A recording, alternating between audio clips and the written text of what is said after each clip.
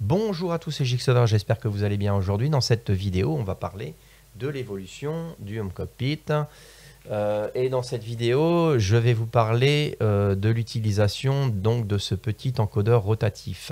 Cet encodeur rotatif, je l'utilisais d'une part pour le réglage de la luminosité des écrans, que ça soit du côté First Fisher ou du côté Captain. Donc j'ai utilisé cet encodeur rotatif pour deux fonctions différentes. La fonction déjà première, le positif pour incrémenter et le second sens pour décrémenter, enfin inversement, voilà. Et la fonction clic pour la partie donc du clic de cette fonction qu'on peut utiliser sur l'encodeur. Là, ce qu'on va faire, c'est qu'on va aller directement se mettre sur le simulateur, voilà, sur le Home Cockpit. Je ne sais pas si vous le voyez. Là, on est sur le simulateur, très bien. Et je vais directement utiliser cette fonction-là, voilà. Et on voit que maintenant, donc, les potentiomètres agissent bien d'un côté comme de l'autre. Ici, on tourne, voilà, on incrémente, on décrémente notre système. Je vais déplacer. Bon, voilà, je ne sais pas si vous voyez ou pas. On peut effectivement incrémenter et décrémenter. On peut également agir ici pour passer d'un instrument à l'autre, ça fonctionne.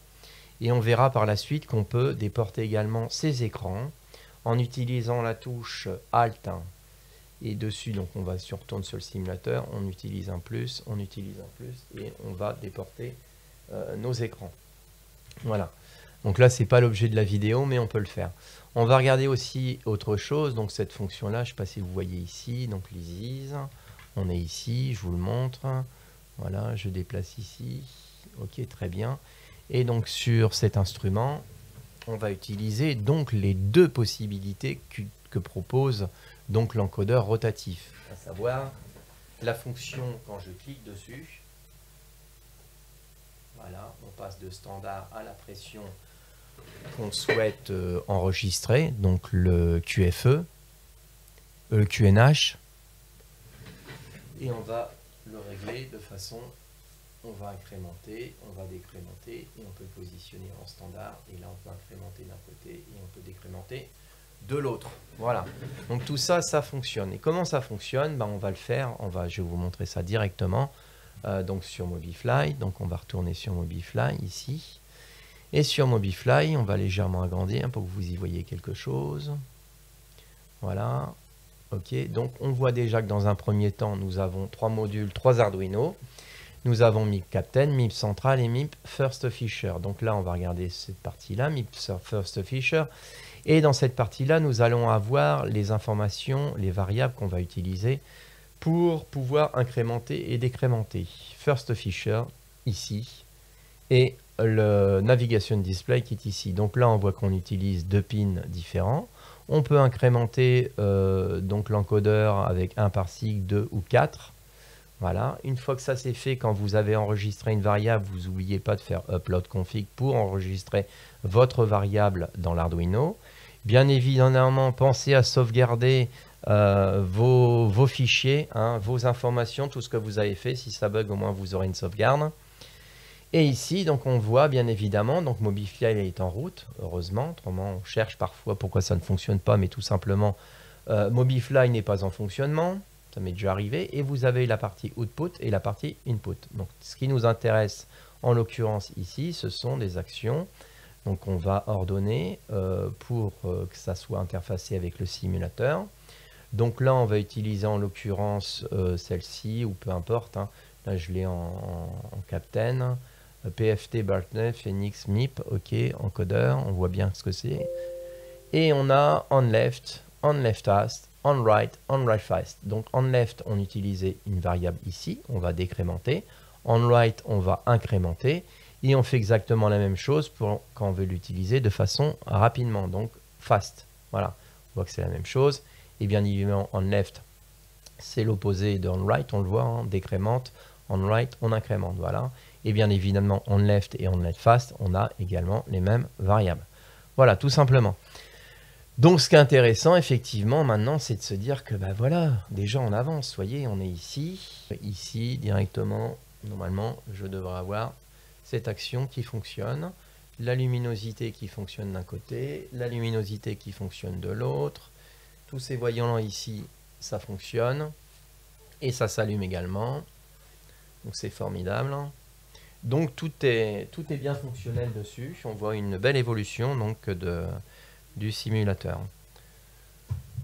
Voilà, donc on a bien avancé quand même dessus. Donc on a fait concrètement dessus ce que j'ai fait toute cette partie-là, j'ai fait cette partie-là, ça c'est des écrans déportés, le train d'atterrissage. Ici je trouve pas les variables mais j'ai commencé à le modéliser. Et bien évidemment ici ça fonctionne également. Donc quand je vais ici, voilà, je vais ici, je sais pas si ça c'est par déconnecté d'ailleurs. Non c'est bon, c'est toujours connecté. Donc si je vais ici, dans mon jeu, je vais pouvoir aller ici, je vais me déplacer à l'autre bout. Je vais vérifier que ça fonctionne. Voilà, ça fonctionne. Ici, ça fonctionne. Voilà, on peut déporter ici. Hop. On peut le déporter. Voilà, ça fonctionne. Donc le easy, je ne sais pas si on le voit sur l'écran, on va se remettre ici. Voilà. Le easy, il est ici. Donc là, on est sur standard. On appuie ici. Voilà, ça fonctionne. On peut changer également, donc, en se mettant sur cette position-là. On peut changer également les données en tournant d'un côté ou en tournant de l'autre. Voilà, on voit que ça fonctionne. C'est parfait.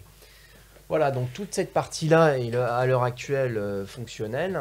Et ensuite, ce que je vous propose, c'est de découvrir ça dans une future vidéo. Comment déporter ces écrans en utilisant Space Desk, qui vous permet dans le jeu déjà dans un premier temps avec la souris et en faisant Alt-GR de pouvoir déporter vos écrans.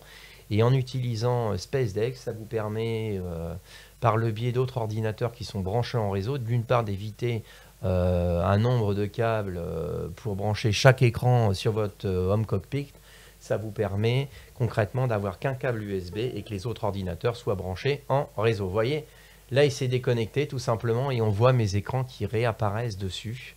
Donc des écrans que j'avais déportés tout simplement. Voilà, ça réapparaît donc parce que l'ordinateur s'est mis en veille, je pense. Ou c'est déconnecté du réseau. Ou il n'y a plus de batterie. Il n'y a plus de batterie, ça doit être ça. Voilà, donc tout ça, ça fonctionne. Donc on peut effectivement, voilà, j'avais déporté mes écrans. On peut interagir sur les écrans qu'on a déportés ici, tout simplement.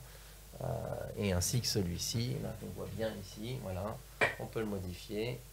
On est en standard et on peut revenir diminuer ou augmenter la pression atmosphérique directement par le biais donc du Home Cockpit. Voilà, donc c'est quand même super intéressant que tout ça, ça fonctionne. C'est une belle évolution. Écoutez, j'espère que le contenu de cette vidéo vous aura plu. Bien évidemment, n'hésitez pas à vous abonner, à lâcher un petit pouce bleu, à mettre une tonne de commentaires sur la vidéo. Et bien évidemment, si ce projet vous plaît, ben, je vous le dis, hein, abonnez-vous. Hein, c'est pas plus compliqué que ça et je vous dis à plus dans une future vidéo. C'était Jigsaw. Allez, ciao!